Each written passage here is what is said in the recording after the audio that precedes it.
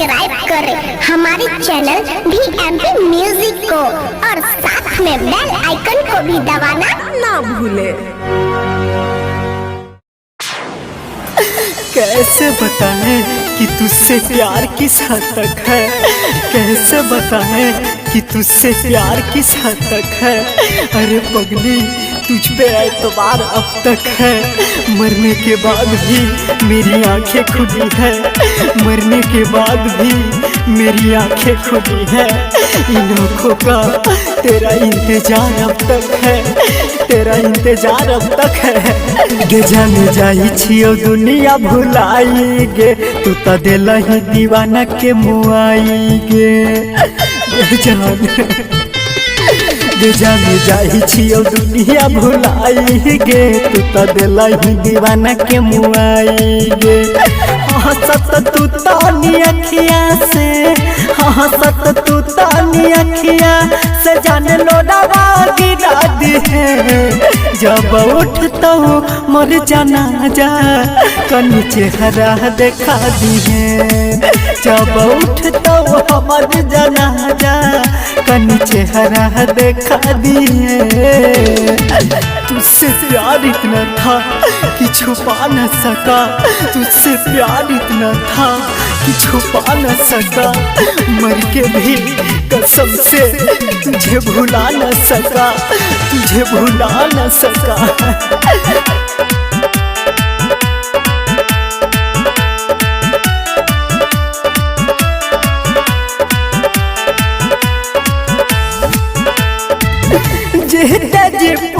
लाही में जाने तो तयास गे, बहिना गे रानी तो दोसरा के खास गे। जीते जी पूरे लाही में जाने तो तयास गे, बहिना गे रानी तो दोसरा के खास गे। खुश रही है हार जाई तू, खुश रही है हार जाई अब हमारा भुला दी है। जब उठता हूँ मर जाना जा कनी चेहरा देखा दी है।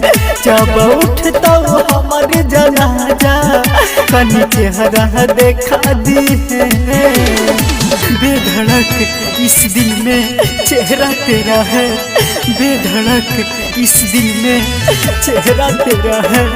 कसम से इन आँखों में बसेरा भी तेरा है, बसेरा भी तेरा है।